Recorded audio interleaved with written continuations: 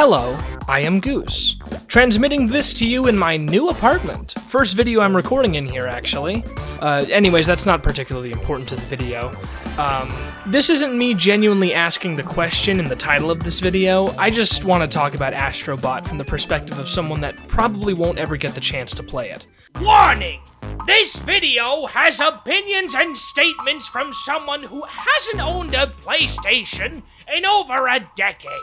So some of their thoughts regarding this topic will be incorrect.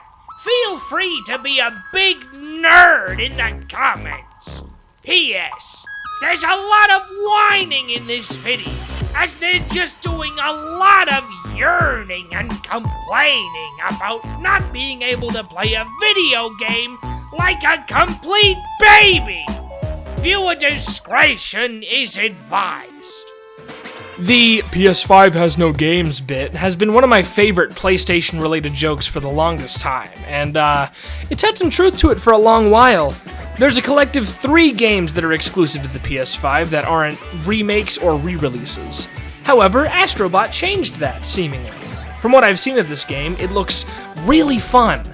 As someone who grew up with the Wii, among other consoles, I'm quite fond of platformers, so to see the PlayStation have not only a real game come out, but one of such high quality is astounding. But I can't play it. There are so many aspects of Astro Bot that look fantastic, like the thousands of physics objects they love dropping in at random, which, in my opinion, is way more impressive than being able to render skin pores or whatever the hell. The numerous animal backpack companions that give you, like, cool power-ups that change the levels is very delightful. I'm kinda surprised that they managed to make robot animals not look weird or uncanny at all. Also, fun and somewhat challenging boss battles in my 3D platformer? Not to mention all the stuff that happens in the overworld. Since you can traverse it, they made sure to include opportunities for more fun, like little mini-challenges that lead to mini-worlds that are their own contained little areas to just have fun. But I can't play it. Oh my god, don't even get me started on the music!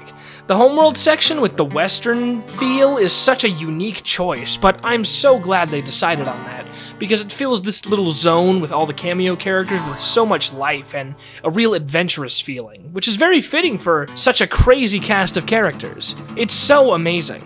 The first level theme is just, it's unbearably good as well. So many songs in this game are just a complete delight to listen to, and actually very memorable. It's honestly just a breath of fresh air when, up until now, I only really saw PlayStation as like the Call of Duty console these days. That's mostly because Sony has seemingly gone out of their way to ignore the many cool and missed franchises that they used to have. It just makes me want to play it so bad. There's nothing more motivating in a game than the awesome music, aside from money if you want to be a boring realist. And the music in Astro Bot makes me want to collect and unlock everything and find all the cool little robots and bring them home nice and safe. But I can't play it.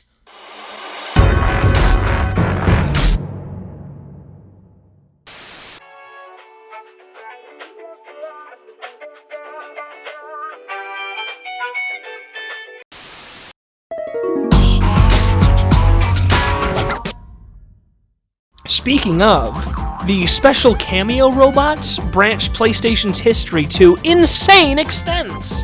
Never in my life did I think I would see Parappa, Soul Bad Guy, Klonoa, Joker, Ooh La La from Space Channel 5, Fall Guys, Octodad, fucking Vib-Ribbon in the same game?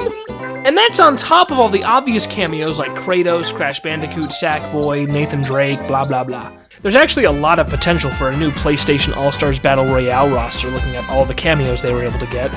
Over 150 of these cute little bastards to collect, and I adore that they all hang out in the little homeworld area and can help you perform tasks in said area if you have enough of them. And you can buy them cute little trinkets in the gacha shop that can give them completely new animations, and they'll just follow you around. If I actually had a PS5, I would collect them all! But I can't! There's also this magical controller that is supposedly super satisfying with its haptic feedback and whatnot. I have no idea personally. I doubt I'll ever get my hands on one. It's all just hearsay to me, but basically what I'm trying to say is that it's really frustrating to me I won't ever get the chance to play this game despite it looking like it was built just for me. Unless I were to buy a PlayStation 5. But how how could I possibly justify buying a PS5 when so few of the games actually interest me? Especially considering that they announced the PS5 was in the second half of its lifespan like ages ago now, which is an insane thing to say when it has so few exclusives. And of course, going off of the disclaimer and what you've already heard in the video, it's obvious I haven't actually played a PS5 or know as much about it as the average PlayStation fan, so if you want to correct me about it being worth it, feel free to tell me all about it in the comments. Just don't try and win me over with shooter games. I'm not really good at them and they're not my style anyways. And even then, I don't know if consoles are even worth the purchase for me anymore. I have a Nintendo Switch, but I only use it for 3 things. Playing Mario Party and Smash Bros. With my family, Ring Fit Adventure, and checking out indie games that are on the Switch for like the occasional review. But I'm so computer-pilled ever since I got my current PC that consoles just don't really interest me, since most of the games that I want to play are on Steam. But Astro Bot is making me really interested. I just wouldn't want to buy a whole console, play Astro Bot, and then let it just collect dust in my closet or something. But I still want to play Astro Bot. It looks so fun, but it's also expensive, and I don't think it'd be worth it. But Astro Bot, but it's so expensive. Ah! But yeah, to make a short story shorter, Astro Bot looks insanely fun, but I don't have a PS5, and I can't justify buying a PlayStation 5 for probably just one game. All I can do is pray that I'm in the one of 14 million universes where Astro Bot gets ported to PC, but I strongly doubt that's happening, since the majority of Astro Bot is just glazing the PlayStation hardware.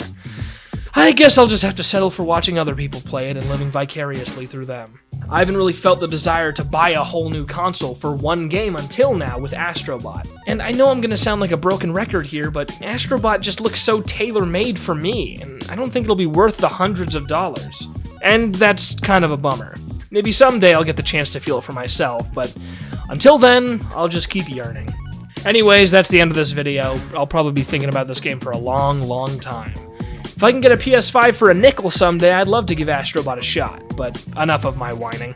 I vented enough frustration today. P.S. Videos might be a little more scarce for the rest of the year while I try to settle into a normal schedule at my new place and find a job and all that crap. Let's see, what is there to shill? Follow my socials or whatever, I'll put them in the description. Join the Discord server, become a channel member, watch my streams. What's the point? All I want to do is play Astro Bot. Whatever. My name is Goose. Thanks for watching. I don't have any clever quips to close the video. Just get out of here and let me be pouty.